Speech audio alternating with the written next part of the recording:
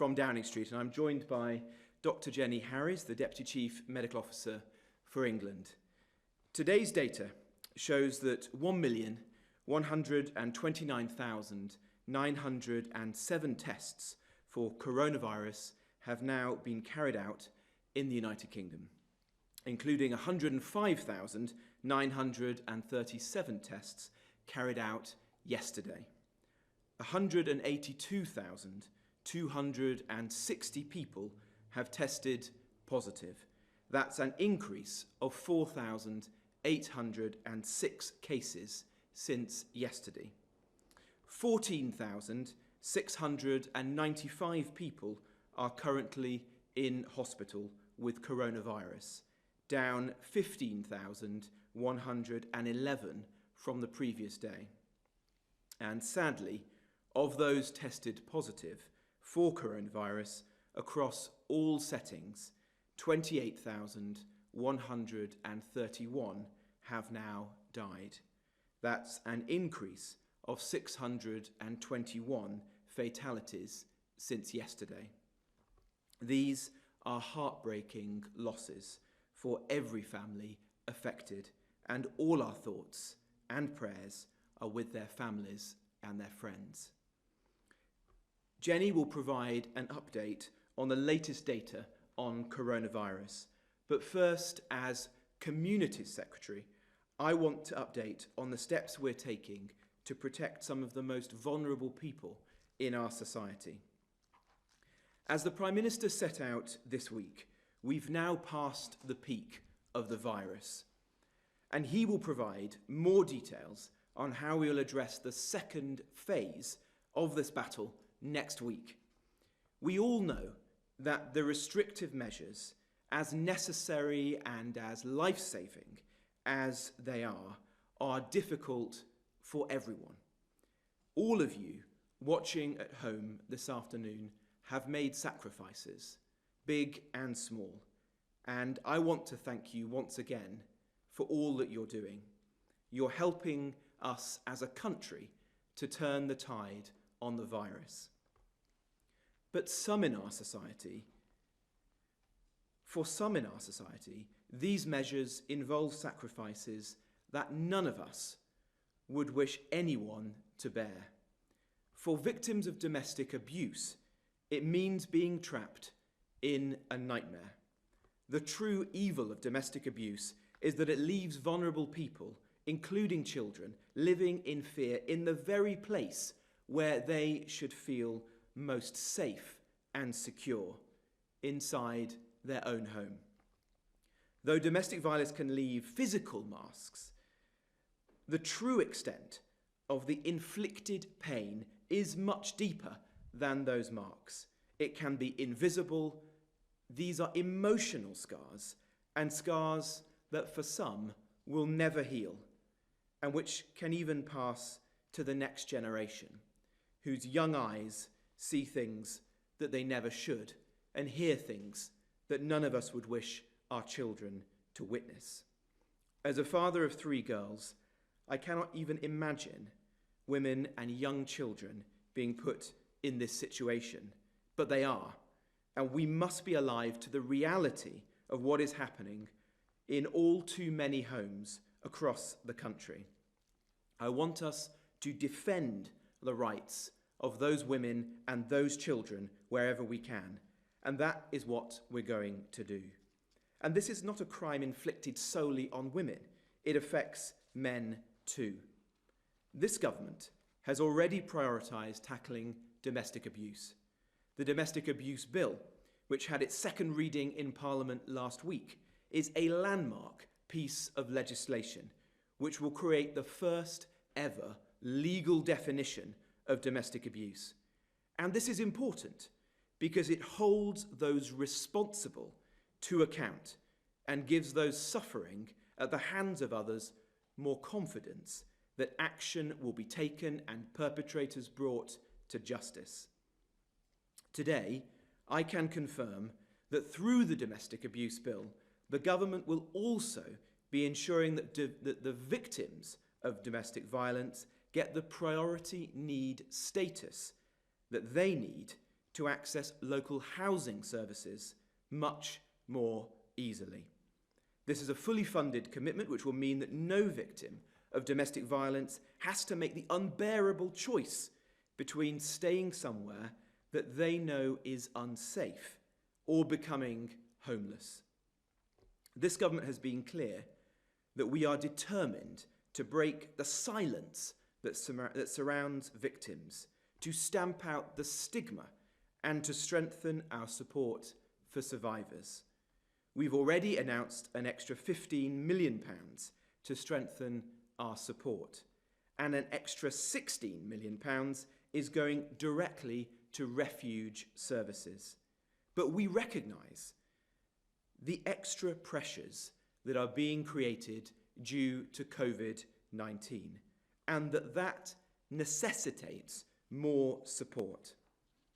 While the necessary social distancing measures remain in place, it is harder than before for victims of domestic abuse to reach out to their friends, to their family, to colleagues, and to neighbours for the support that they urgently need.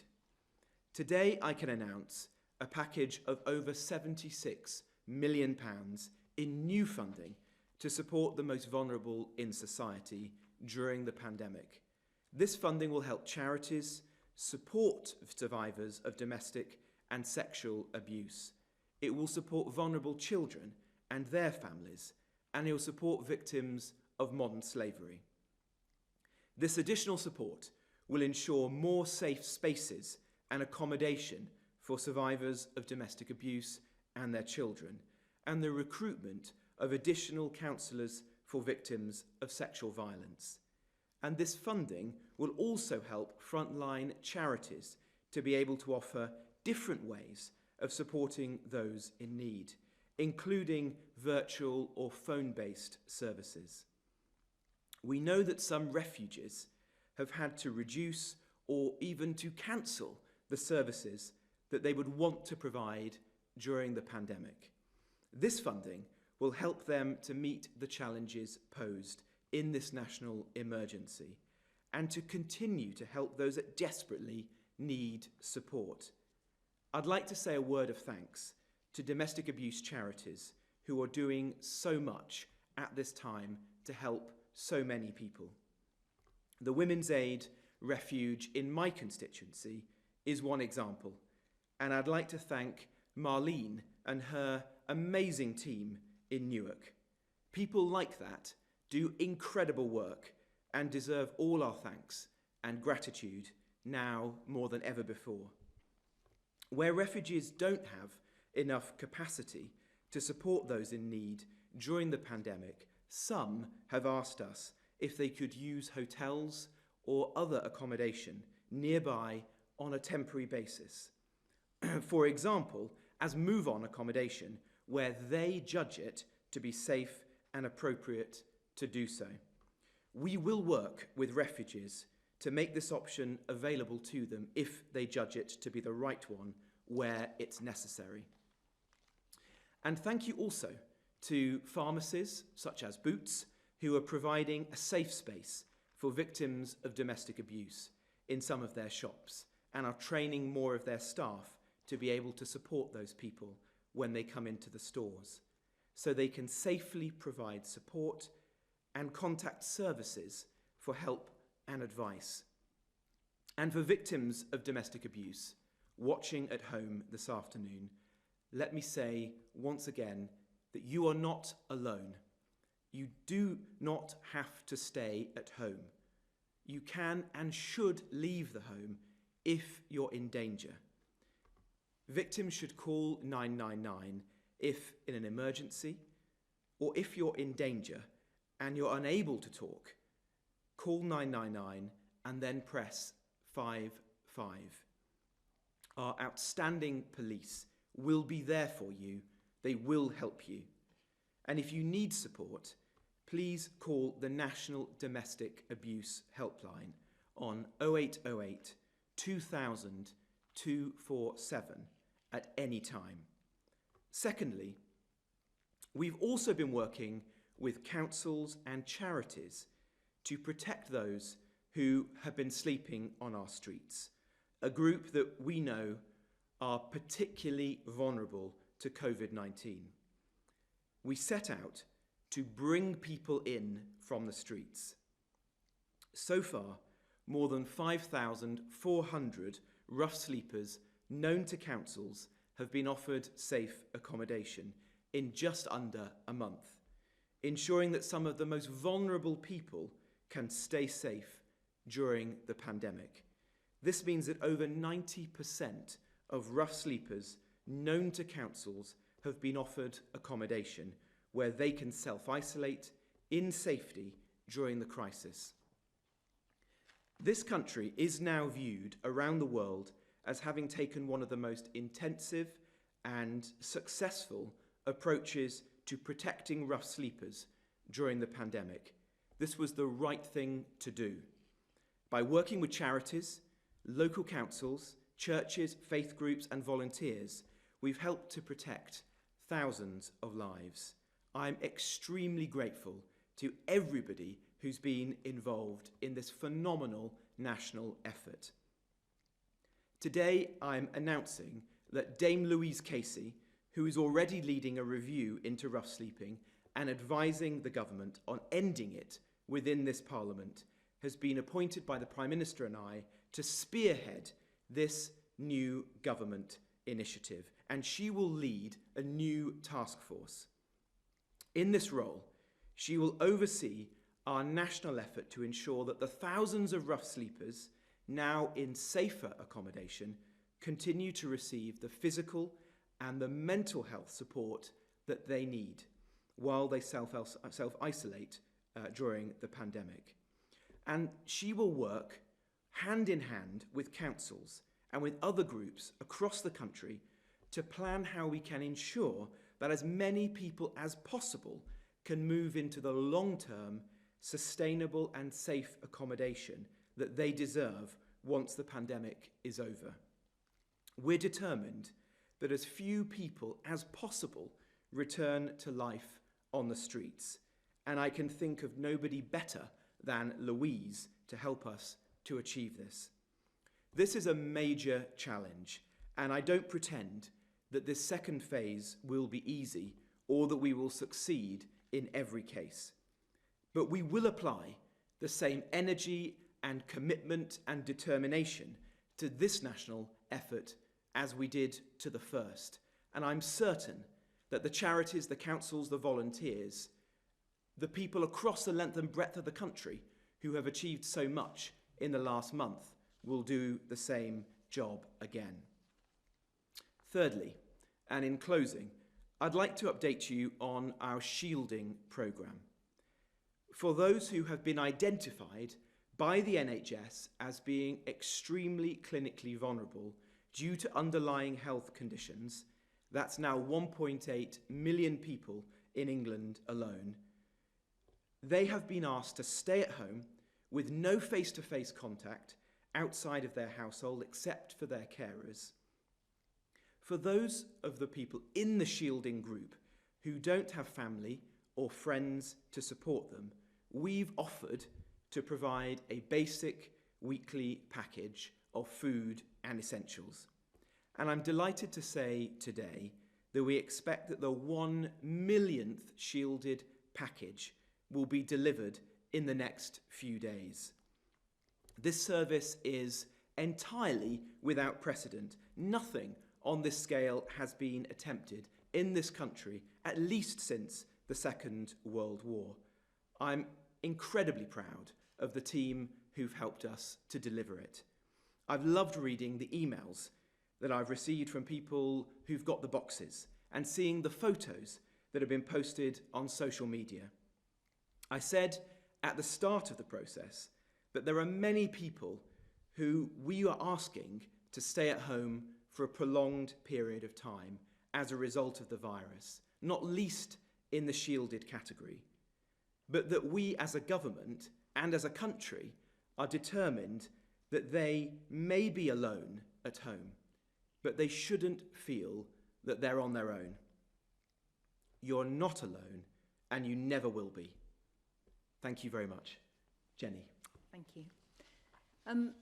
So earlier in the week, the Prime Minister made it very clear that we had passed the peak of the epidemic in the UK, but also that we had a lot of work still to do. And in the data that I'm going to present today, which shows all the hard work that everyone at home has been continuing to do, we still do need to keep in mind that we have 5 tests that we need to apply for adjusting the lockdown. So the first one of these is that the NHS has sufficient capacity to provide critical care and specialist treatment right across the UK, and we'll look at the data shortly. Secondly, a sustained and consistent fall in daily deaths from coronavirus. Thirdly, we need to have reliable data to show that the rate of infection is decreasing to manageable levels across the board, and the increased testing capacity now and the new seroprevalence testing will all add to our ability to understand infection rates across the UK. Fourthly, there are operational challenges, including maintaining that testing and in the PPE, and that these are all in hand with supply able to meet future demand. But I think the 5th one is the one that we all need to keep in mind as we go forward. We have to be confident that any of the adjustments to the current measures, which have worked so well to help everyone keep safe and to manage the peak and to keep the NHS working through, but those current measures need to be very carefully adjusted in order that we do not risk a second peak of infections that overwhelms the NHS. Next slide, please. So how have we been doing? So we've often seen the transport use change, and I know we've had a little bit of concern perhaps that motor vehicle usage has flipped up a little bit, but we do know from other evidence that in fact the number of social interactions has stayed very low. And the fact that the R rate, the transmission rate of the disease, is down suggests that all of these fit together. So a very significant drop in transport use accompanied by very good adherence to social distancing. Next slide, please. As you can see here, and as the Secretary of State has said, we have had a massive increase in daily testing, and you can see that as we've gone forward. So over 105,000 tests in the last 24 hours up to 9 o'clock this morning. That will continue. And if we look at the next slide, we can see how that is now panning out between the NHS testing in blue and the orange testing, which is the growth in the wider testing capacity. Now, obviously, as the number of cases requiring clinical care in our hospitals drops down, and you can see that in blue, the orange testing pillars are rising up.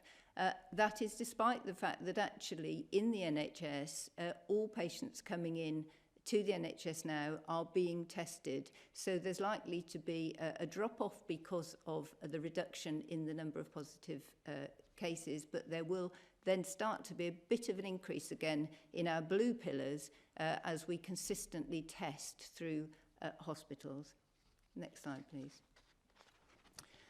This is the slide, I think, which makes it very clear what has happened with our NHS capacity. This is a slide of the number of people in hospital with COVID-19, and you can see that over the last week, the number has actually decreased by just over 13%. And London, which was clearly very significantly affected, has now come back down to the sorts of levels that are seen in other areas. Of course, that never means that people on the front line are not continuing to have to work really hard, but it does demonstrate that the pressure on the NHS is now moving down, and we recognise that in the fact that some NHS services are now planning to ramp back up again. Next slide, please. So again, this reinforces that message. So obviously the sickest patients will require critical care, and this is our critical care bed use with COVID-19 patients. And again, in all countries in the UK, we've seen the rise as the peak in the epidemic has moved on, and those case numbers now are starting to come down. Next slide, please. And then these are the sad deaths associated with COVID-19. And as we're now reporting, these are across all settings. The blue bars are the daily totals, and I think we are very familiar now with the fact that sometimes those individual totals can be recognised, the delay in some of the reporting. But the orange line, the 7-day rolling average, gives us an indication of just how the death rate is now starting to come down very gradually and very slowly, and it's really important that we continue to practice social distancing and watch that come down still further. Next slide, please. And then finally, with all the difficulties that we have of comparing data globally, the UK data there in black is all settings, so this is as comparable as we can get with other countries. Eventually we will look back and see how that compares with different mortality statistics, but for the time being I think that gives an indication of where the UK is, and hopefully that's now starting to flatten out. Thank you. Thanks, Jenny. So the first question we're going to go to is from a member of the public, and it's from Ashley from Yorkshire, and Ashley's question is going to be shown in a short video. The World Health Organization has recently suggested that people who have already recovered from COVID-19 may not be immune to a second infection. What evidence is there to suggest that people can catch COVID-19 twice, and how would a vaccine change this? Thank you. Jenny. Thank you very much, Ashley. So quite a complicated answer, and I'll just try and summarise. I think the WHO position is very similar to the one that we would have. It basically says we actually don't have enough information yet to be very clear on the immune status. We know that some people will have different status. We would normally expect to see some sign of immunity about 10 to 12 days after an infection, and then a very consistent pattern about 28 days. But there's sometimes a delay in different individuals, and we need to study this really carefully as we go forward. Our testing policy and the development of new antibody tests will help us do that. I think there's some good news and some not so good news. So I think, for example, in the elderly, we know that antibody responses can be quite problematic. They tend not to respond as well. So this is clearly a vulnerable group. And so for them, we sometimes have to make different preparations or pay particular attention to vaccination policies. But I think we're also starting to see, with some very small pieces of evidence now from people in this country who have had COVID-19, and we know they have been tested positive, and then we have looked for their antibodies, that a very large percentage of these who've otherwise been pretty well do actually have quite a good response. How long that's going to last, and whether it will just provide an antibody response, say, for one season or for 2 or 3 years ahead, we don't know. So still lots of uncertainties, but I think still a lot of positive hope for a vaccine. Thank you, Jenny. And the second question from a member of the public is from Paul in the East Midlands. And Paul's question is, the Trussell Trust have reported an 81% increase in food parcels to those in desperate need in the last 2 weeks of March alone. What more will the government do to help those who were already in dire need and which has been made worse because of coronavirus? Well, it's a good question from Paul, and we know that the impact of the virus affects us all. It's indiscriminate, but we know that some groups in society are affected particularly seriously. And so the response that the government has taken has been to try to support all of those in society. I've already spoken about those who we've asked to be shielded because of specific clinical conditions, underlying health issues before the advent of the virus. Those individuals have access, if they need it, to the food parcels delivered centrally by government. I'm also working as local government secretary with local councils who have done a fantastic job at bringing together community groups, faith groups and volunteers in different parts of the country to ensure that other vulnerable people, the elderly for example, can get food and medicines and essential supplies that they might need, even if they're not technically within the shielded category. and there are hundreds of thousands of food parcels and other supplies being delivered by them every day all over the country. And if people want to volunteer to support those efforts, then I'd encourage you to get in touch with your local council, who has probably set up a hub to organise that work, or to go onto the Good Samaritan app, at which you can see opportunities to volunteer being posted there. And then, of course, through our economic response, we've set out to try to help as many different people as we possibly can, whether that's through the job retention scheme, to try to ensure that those people who are in work can retain the essential link with their company so that they can get paid and can return to work when we start to ease the lockdown measures and the economy can bounce back as quickly as possible. For those who were already in the welfare system, we've tried to make that more generous in a number of different ways, through universal credit, through the local housing allowance, for example. And there are other ways that we can take action as well. I've set out today a number of ways in which we're trying to support particularly vulnerable groups, such as rough sleepers on our streets. And as I've said, we've made some significant progress on that. But some of those groups will need consistent support and care from us as a government, from local councils and from society in the weeks ahead. And then obviously in the future, we want to ensure that we emerge from this crisis as strongly as we can and support those people as we begin to rebuild the economy and people's lives more generally. Now, I'm going to turn to the first question from the media, and that's from Chris Mason from the BBC. Good afternoon, Chris. Yeah, good afternoon to you, Secretary of State, and good afternoon, Dr. Harris. A question for each of you, if I may. First one to Mr. Jenrick. We're hearing a lot about the potential loosening of the lockdown in the coming weeks for many people, but as you've been touching on, there are a good number of people who are shielding, who are contemplating many more months potentially of being stuck at home. Now, most will acknowledge the unprecedented nature of what you have done so far, but I wonder what long-term plans there are to help those people out, not just in terms of the provision of food, but also their mental health and their general well-being. And a question for Dr. Harris, and a request for an update on track and trace, if I may, in the context of the scaling up of testing capacity. I'm wondering how many daily tests you're going to need for the track and tracing in a few weeks to be able to be fully operational. I wonder where we are in terms of an update in the staff that are being trained and the extent to which that system needs to be fully up and running before we'll see any noticeable shift in an ease of the restrictions around lockdown.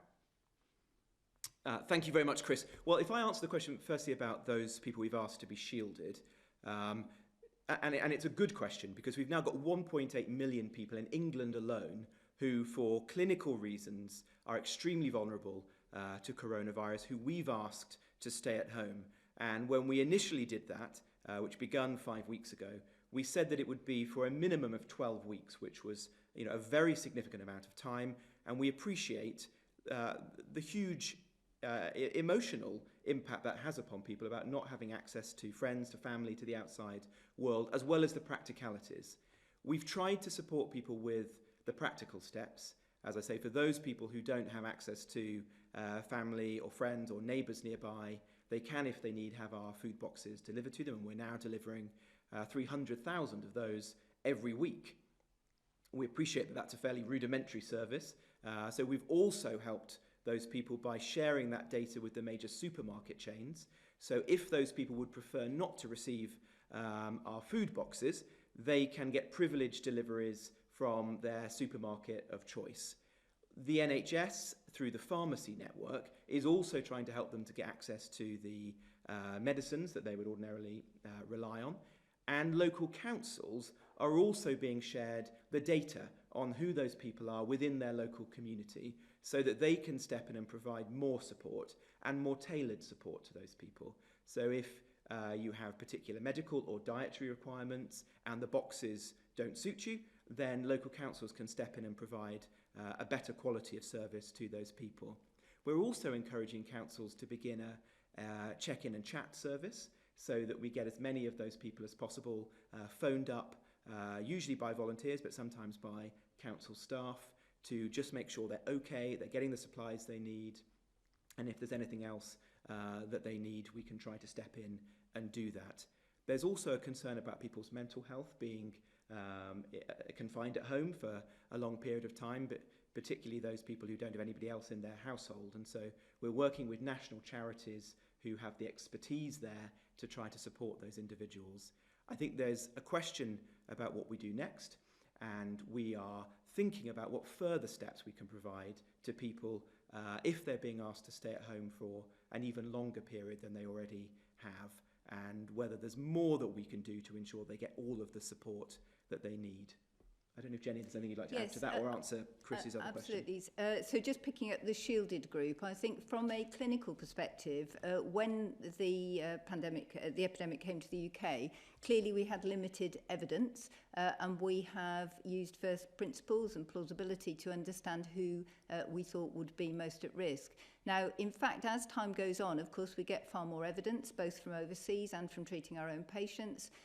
And some of that evidence, we're starting to see differential clinical conditions. So, for example, not just respiratory conditions, but issues to do with the immune system and with clotting, for example. So, but we also have a very strong trial process looking at different drugs that might be useful. And in fact, some of the things are giving slightly perverse answers. So, for example, a drug which an individual might normally take, say, for very severe arthritis, which you would expect to suppress their immune system, might actually be quite helpful in the mode of action in COVID-19. So in brief, what we are doing is trying to review that, because we do recognise that asking somebody to stay shielded for their own health protection for a very long period of time, and it may be several months, is quite a difficult thing for them to do. So we're doing two things. One is actually looking at those risks again. Now we have more information and try and build a better,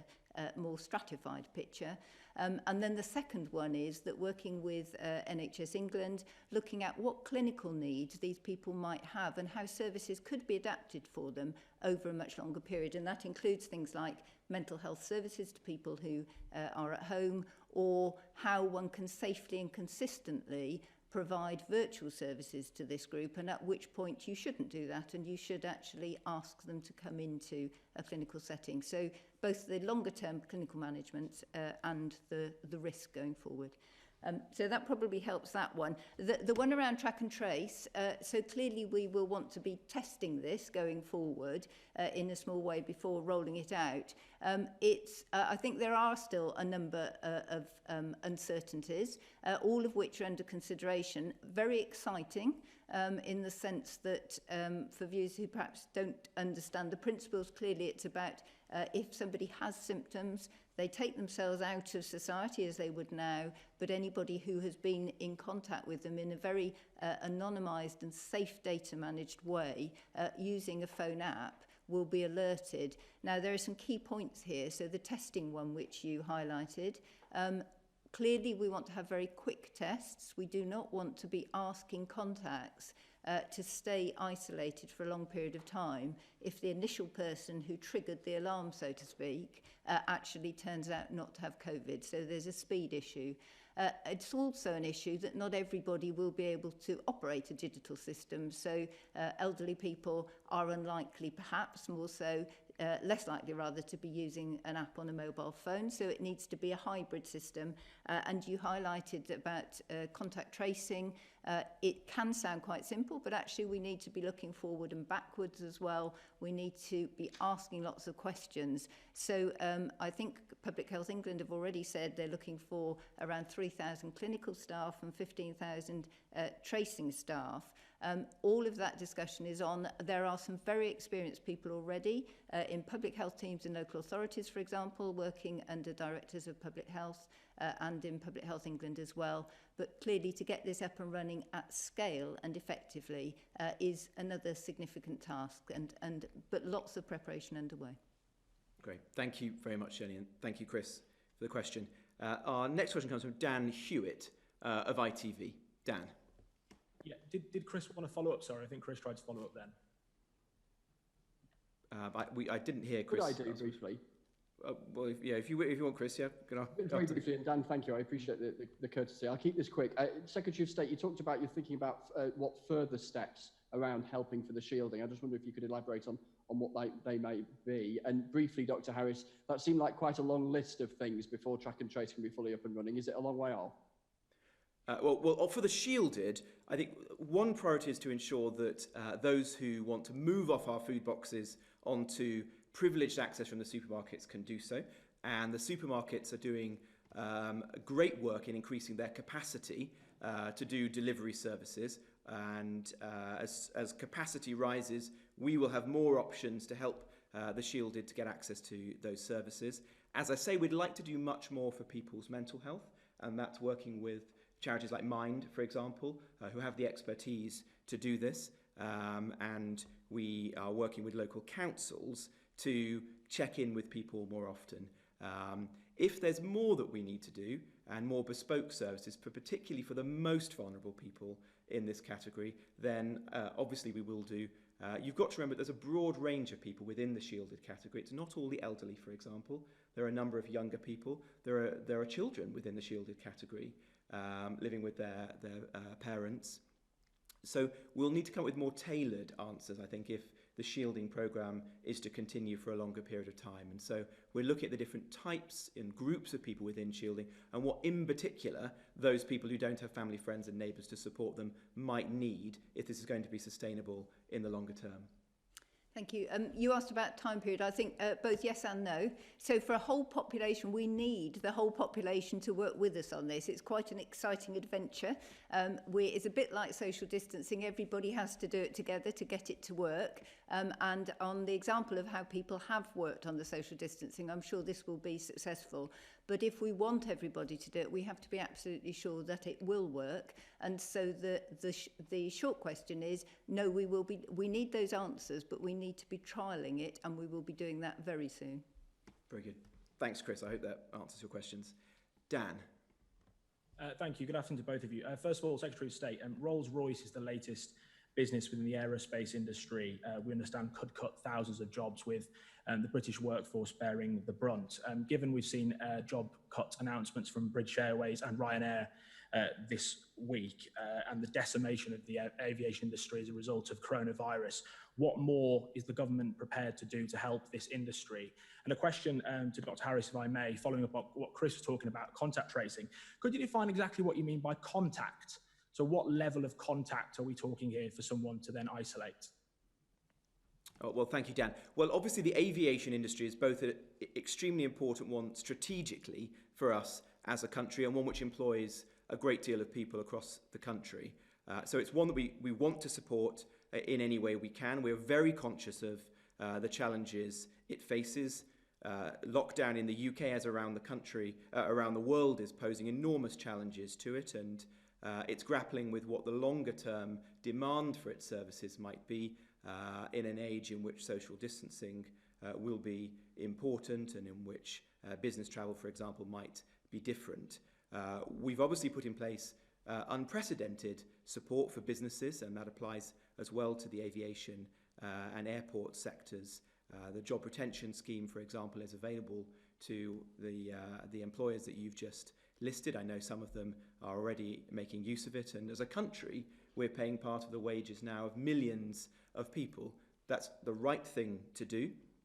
It's to protect people's livelihoods and to retain that essential link between the employer and the employee, so that when we are able to reopen those parts of the economy, we can hope that there's less economic scarring and more people can return to their companies, and the economy as a whole can bounce back. But the Transport Secretary and the Chancellor are particularly focused on the aviation sector, and as local Government Secretary, I'm particularly focused on those parts of the country that rely on their local airports, like Manchester Airport, for example, which plays a key part in its regional economy. If there's more that we can do to help and support them through a very difficult period, we will do so. Jenny. Thank you. Whether it's COVID or not, any infectious disease, the traditional way, if you like, which is what we will use here, but with an app, of trying to contain the spread of the disease, identify those people who may be at heightened risk, at heightened exposure of whatever the infectious agent is. Now, we always talk about close contacts, but a close contact may vary with an individual disease. So if we look back at Ebola, for example, it is a contact transmission. Somebody touches somebody else, body fluids, that is the prime route of transmission. In this case, of course, there is a respiratory risk of transmission. There is also a contact one, obviously, which is why we're all washing our hands as well. But the respiratory route is the prime route into the body for the virus. So there are a number of different categories of contact that we would describe as close contact. So the primary ones usually are people who are living in the same household, and that is, of course, why we have self-isolation and family isolation rules if you're symptomatic. But it may be a particular, if you've been in an environment, so for example, in close face-to-face proximity with somebody who is known to be symptomatic or be positive, that also would be a close contact, and the individual would be at heightened risk of disease. The other issue about it is about the time that you have spent with them and how far away your contact with the individual was. So whether you're close to them in proximity, but actually physically, but equally how long ago you met them, because if somebody had their disease more than 14 days ago for an incubation period of 14 days, you're probably out of that risk. So number of different elements that we look at to classify whether you're a close contact, but all of them the same underlying principle. And what the contact tracing will do on the digital app is identify people who have been in close proximity to a person who declares themselves symptomatic or is positive on testing. So it doesn't solve all the issues of contact tracing, and that's why we need the army, if you like, of individuals to follow up with some of these to identify other routes that are the risks perhaps that could be associated with a positive case. Thanks, Jenny. That's very comprehensive. Dan, is there anything, a further question you'd like to ask, or you Just can very quickly on the Rolls-Royce question. The Chancellor has previously said that he would consider potentially a bespoke support for the aviation industry only as a last resort. I just wonder what that last resort will have to look like before maybe the government could consider or would consider a specific package for the aviation industry beyond the measures you announced a moment ago. Yes. Well, look, both the Chancellor and in this case the Transport Secretary, but the Business Secretary are working with all sectors of the economy. I certainly am in my own area of housing and construction to understand the specific concerns that they face, to help to guide them as to what the second phase of the virus might mean, or the second phase of how our response to the virus might mean in terms of social distancing and the way that we can begin at the right time to reopen our economy. We've tried to design the specific interventions that we've brought forward, like the business loan scheme, for example, to be as helpful as possible to those key sectors. But if there's further steps that are required, then I'm sure the Chancellor and the Business Secretary will think that through in conversation with major employers like Rolls-Royce. If I could take the next question now, please, from Harriet Line from the Press Association. Good afternoon, Harriet. Good afternoon. Secretary of State, how will you manage to do contact tracing successfully if not enough people download the app?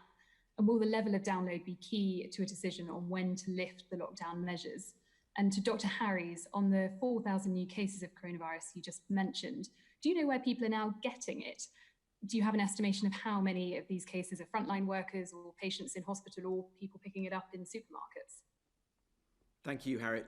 Well, contact tracing will rely on all of us in society playing our part, but I'm optimistic about the prospects for that. This has been a national effort so far.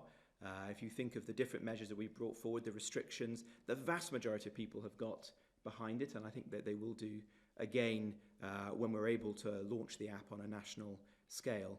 And the NHS in this country is particularly dear to all of our hearts, and so I think there's every reason to believe that the UK of any country will take this seriously, that people will download the app and will play their part. But the app is one important element of contact tracing, but it's not the only one. There will also be, as Jenny has said, the people that we'll be recruiting to be making contact with individuals and those who they've come into contact with. So it will be a multifaceted strategy with the app at its heart, but with well-trained individuals to try to support it as well.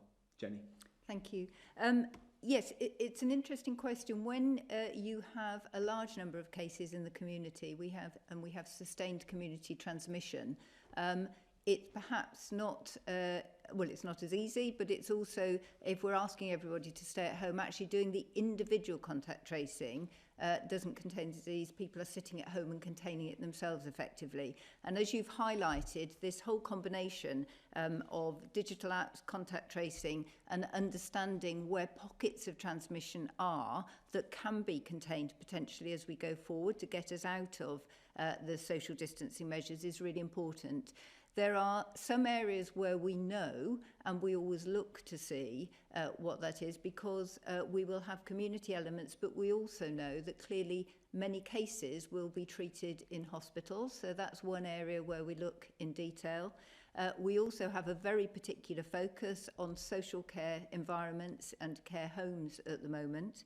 And then as we get the results from the contact tracing, we will start to understand where the lines, if you like, of transmission are. It's not possible to do that when there are huge numbers of people with the disease in the community. But as we're starting to drop that down, we can follow some of them through.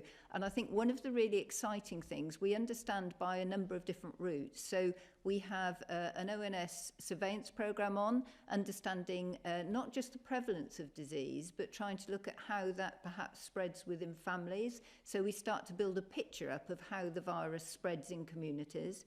But I think also there are some genomic studies, so looking at the whole genome sequence, which allows you to see over time where one individual perhaps has passed the same genomic sequenced virus onto the next person. And that is very interesting work. It's still in quite an early phase, and I think we will learn a lot from that. So the whole combined means we start to understand disease transmission and very importantly, how we can contain it going forward. Thank you. Harriet, are you content with that, or have you got a follow-up question for Jenny or myself? Just on those new cases, so you don't have a breakdown of where those people have come from. Presumably they're going to testing centres because they tick one of the boxes. So have you not got data to show whether they're frontline workers and then testing positive? We do. I don't have that data to be able to give that to you at the moment. But clearly, as we do more tests as well, we will get more information back from the testing in an anonymised way to understand actually where the prevalence of disease is heightened. So yes, absolutely, we do look at this, and there are a number of subgroups, nosocomial, so that's infection spread, if you like, in care settings and in care homes, where we're absolutely focusing on that because we're looking for any opportunities to interrupt transmission and make sure people are kept safe. That's right, and we have a particular focus on care homes and ensuring that the tests are getting to those people who need them there, and that's both the tests that are delivered to people's homes, which is the most accessible way of getting a test, particularly if you're a busy care home worker, but also using the mobile units. And so in scheduling the mobile units progress around their local areas, we're ensuring that local councils and the local resilience forums play a part so that they come to locations which are actually accessible to people who are working in care homes. And more of those units will be available next week, and will be particularly focused on trying to ensure that not just capacity is there, but it's actually readily available and accessible to those people who need it the most. An important category of which will be care home workers and residents. Thank you. Our next question comes from Toby Helm of The Observer. Toby. Hello, a question for the Secretary of State first of all. It seems like an age ago, but it was a few weeks ago that Sir Patrick Vallance and Professor Whitty were telling us that we were much more likely to catch coronavirus having a pint with our mates in the pub than we were to go to an outdoor mass gathering football match. Can we take it from that, therefore, that as we consider measures to ease the lockdown, that we're likely to see permission given for mass gatherings to resume before we will see permission for pubs to reopen? And if not, why not? And a question for Dr. Harris, if I may, just following up from my colleague from the Press Association there. Can we assume that the number of new cases of infection, which are quite high, I see today, that there is a much higher proportion of new cases among frontline NHS and care home workers than the general public at large? And what does that tell us about our failings in delivering PPE on time to those workers? Thank you, Toby. If I answer your question to me first, before handing over to Jenny, the Prime Minister has said that now that we have passed the peak of the virus, it's the right time for us to begin to consider how we should be responding as a country in the next phase. And he's going to be setting out next week in more detail our thinking in that area. And to inform and advise him, across government, we have been thinking about different settings, whether that's in the workplace, on public transport, in schools, or outdoors. What sorts of steps might members of the public, families, or employers take to ensure that those settings are as safe as possible when it is right to ease the restrictions in those particular settings? The very strong advice today is that that moment has not yet come, and that members of the public watching this afternoon should continue to stick to our message, which is to stay at home, protect the NHS, and by doing that to save people's lives. But you're right to say, and Jenny can give her medical opinion to this, that the rate of transmission is significantly less outdoors than indoors. And so when it is right to ease lockdown measures, that will be a factor that we will take into consideration. But obviously there's an interconnectedness between that and other things like public transport, which make this a more complex picture. And that's the type of analysis that's now being done across government, informed by SAGE and the medical experts, so that the Prime Minister is in the right position to make those decisions at the right time. Jenny. Thank you. It's probably quite a helpful example for explaining to people these apparent discrepancies in advice or understanding. The real trick in your question is whether you go to the outdoor event via the pub or whether you leave the pub journey out of it. So the virus itself will not survive as long in the outdoors, ultraviolet, all sorts of things. So generally outdoor environments are safer, and you'll see from a lot of our advice, people who are inside, we suggest that they open the windows and let fresh air in. So generally outdoor environments are safer. But it depends how you go to your outdoor environment and what you do. So if you go as a family unit and sit in one place and you've got the same exposure there that you would in your house at home, that's probably quite a safe environment. If you go with a whole load of friends that you haven't seen from before the coronavirus lockdown, sit in a pub in a very small environment, lean well over each other on the table and stay there for some hours face to face, that's really not a good thing to do. And I think sometimes people will get confused with the activities that they do before the event and then the event itself. The other example, of course, is people all piling into cars together, and that is a potentially high risk. If it's your family unit, you're all exposed to the same as you would be at home. But if you pick up all your mates on the way to the outdoor event, not a good thing at all. So don't go to the pub on the way is probably the one to reduce your risk, although I recognise that everybody is wanting to do that. You were talking about new cases, I think, and the proportion. So I think as a doctor, if I go to work in a clinical environment, I recognise that my risk generally, whether it be COVID or other diseases, is higher simply because we are treating patients with illnesses.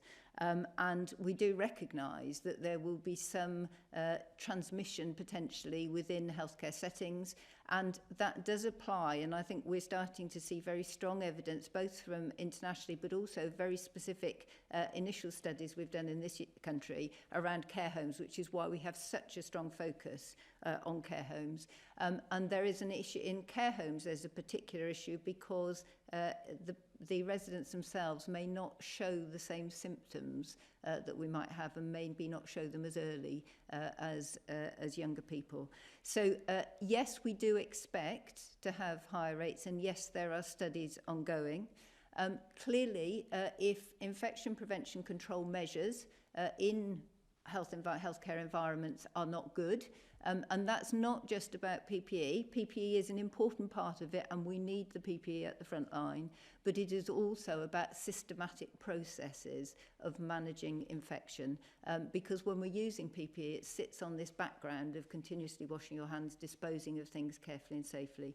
So PPE is an important element, but it will not be the only one, and we are looking across different healthcare settings to see if we can identify where there are particular risks perhaps. There's quite a lot of variation. Thanks, Jenny. Toby, would you like to ask a follow-up question, or have we...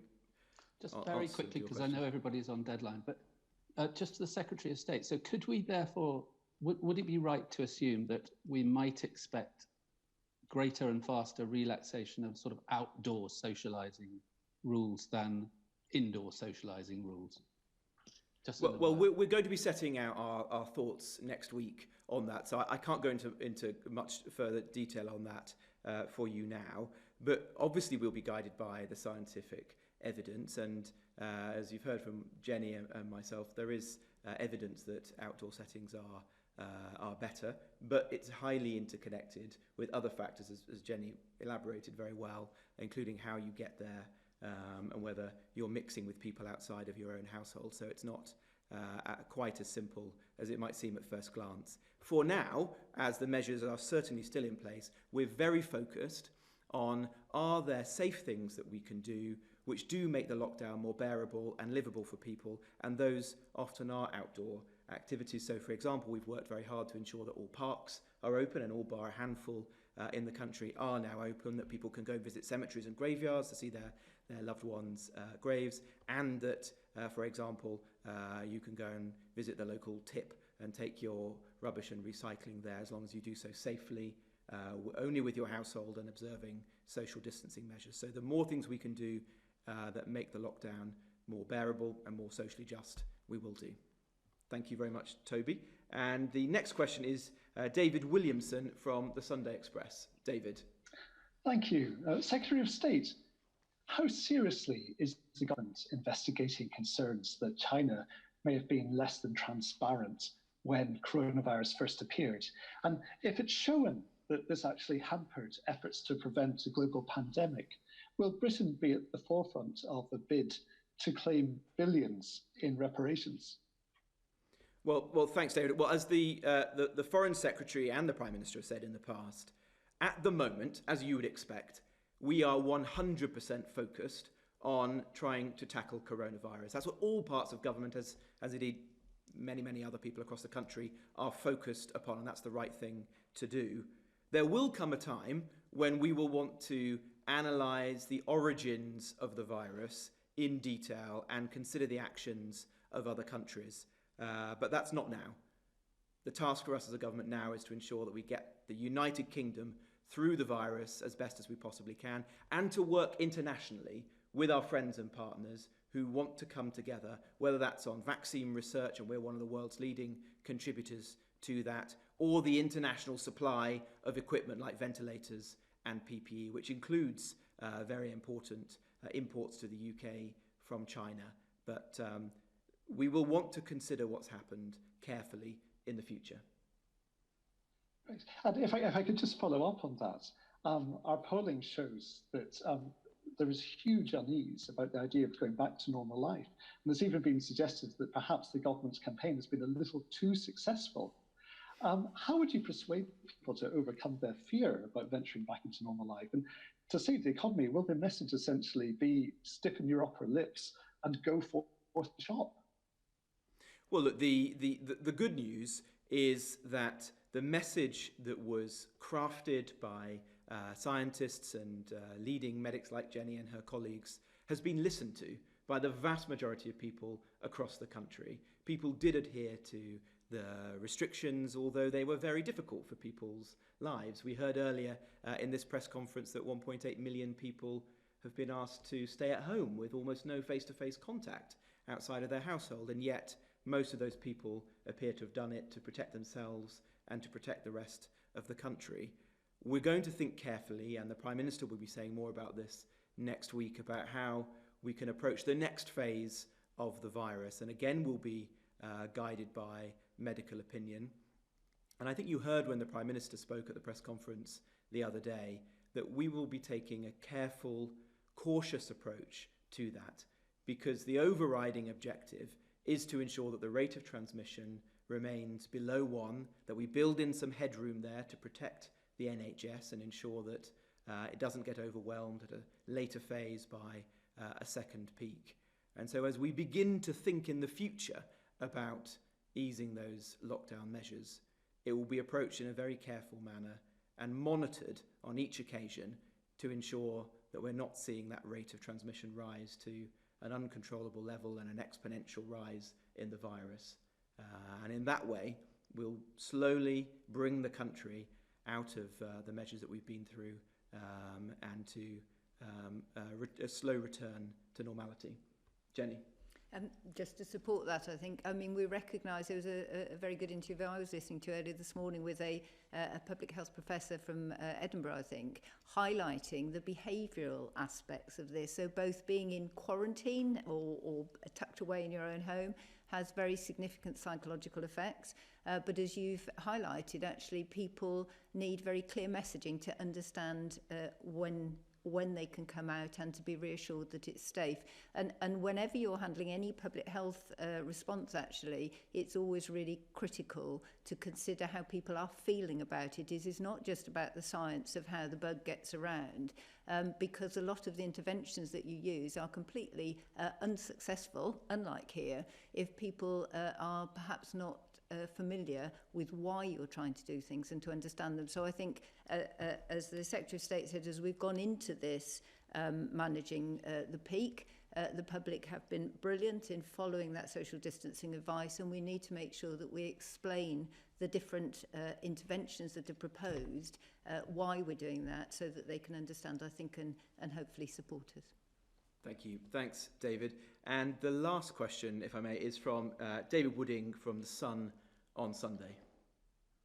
Good afternoon. One issue which is raised constantly by our readers is children and schools. They're being deprived of their education. The parents wonder how they can go back to work, even if they are able to return back to work, and also elderly people who fear an extended lockdown, even when the world or the country starts to return to something like normal. Can you give some hope to parents of children whose education is being put on hold, and also to the older people who feel prisoners in their own home? And if I may just add a quick one on the app, which you've talked a little bit about today. I'm told it relies on about 80% of people using that app, yet WhatsApp, which is quite a popular system being used, has only got 67% of the population using it, and that was set up 11 years ago. So how is that app going to work? Well, thanks, Dave. Well, on the app, as I've said, I think there's reason to believe that given the nature of the crisis, given the overwhelming national response from people in all parts of the country so far, that people will get behind it, will download it. You can see the international examples of other countries that have had some success in this area, but the UK, I think, is well positioned because we're both a country which is fairly advanced in terms of technology and where there's great affection for the NHS and people want to get behind this as a cause. So I'm certainly optimistic that there will be a good response to that.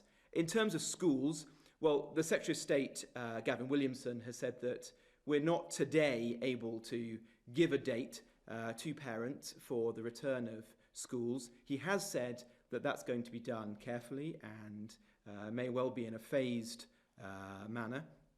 And he's working very closely with teachers, with schools and with the unions to ensure that all of the necessary measures are put in place to begin to plan that when it's the right time to deploy it. We're very focused on how we can ensure that all children get a good quality of education whilst they are at home.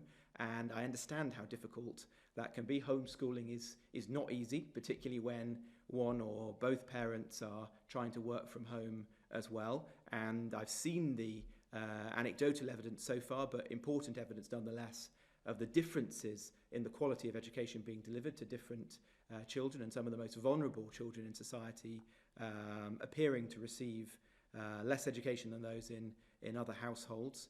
It's for that reason that the Education Secretary has taken steps such as ensuring that households that don't have internet access can receive modems and connections if they need it, that children whose parents don't have tablets or computers available to them can get access to those so that they can do online learning, that we've created the Oak Academy, the online learning resource for children and for teachers, and we'll take further steps that we need to.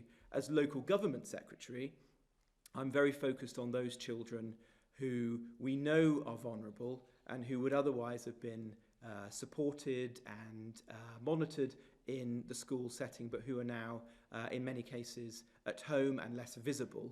And local councils are doing a very good job there at trying to maintain contact, whether that's through visits, not always possible for social distancing, but where it isn't, phone calls, Skype or Zoom meetings to try and have a conversation with them, their parents or their carers.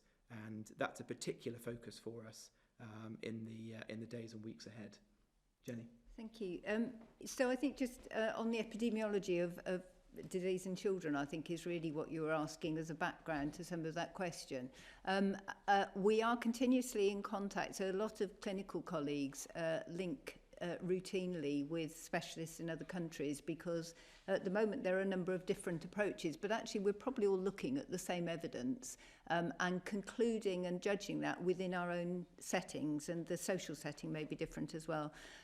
What we do know for children is that if they get infected, they tend, or younger children probably, tend to have less clinical disease. And if they have clinical disease, i.e. they show some symptoms, they tend to progress less frequently to severe disease. So that's pretty good. The bit that is perhaps still in the unknown box at the moment, and some of our prevalence studies will really help us understand, is the transmission of disease.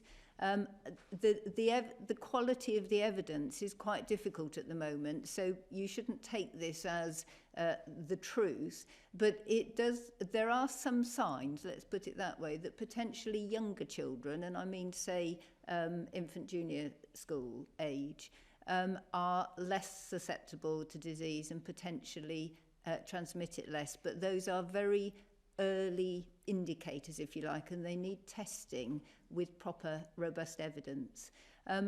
One of the things which is important is older children. I think the evidence is far less clear, and there may be some biological reasons for that, for the way older children handle disease and going through puberty, for example. But the thing that's really important actually about settings is actually how children interact with communities. So I think it's not just about the transmission of disease. We need to be thinking about what are the behaviours that go with it. It's a bit like the have you gone to the pub on the way to the outdoor event. Actually, younger children might well be much safer settings, because on the whole, parents aren't taking them so far. They may be going in a buggy to the local primary school or whatever it is, whereas older children may be travelling longer distances. So whole number of behavioural issues as well that need to be thought through when we have firmer evidence. Thanks. And Dave, would you like a follow-up question to close this afternoon? A little bit about elderly people, perhaps. Sorry. Some kind of hope for them, because some of them can't. We had a question from a member of the public the other day who said that they couldn't hug their grandchildren, which I think struck a chord with a lot of people. Absolutely. I'm sorry I didn't answer your question there. Look, I think it's very difficult for those people who we've asked to stay at home, and that's both the shielded, who have the extreme clinical reason to stay at home to protect themselves, but also just the many, many other people who, having taken our advice, have chosen to stay at home. And we want to be able to offer them the hope that we're getting through this and there's going to be, in time, a return to normality. I think the fact that we've passed the peak will do that. Jenny, is there anything you would like to add? I don't think so. I think it refers back to the old point. Obviously, if we have more evidence as that grows and we can use that, for example, perhaps with younger children and transmission, then we can perhaps make different recommendations. But just to, it is important, I think, that older people, it is very clear that they are generally at increased risk, and particularly people with specific underlying conditions who've been advised to shield. It's for them to choose, but I think we all want to make sure that they stay safe. So while we are over the peak, but we're not out of it by a long way, and so we would still advise them to keep taking those precautionary steps. Absolutely, and none of us would want the restrictions to last a day longer than is necessary, but for that group of people in particular, especially the shielded, it really is important for their own protection. Thank you very much, Dave, and thank you to everybody watching at home this afternoon.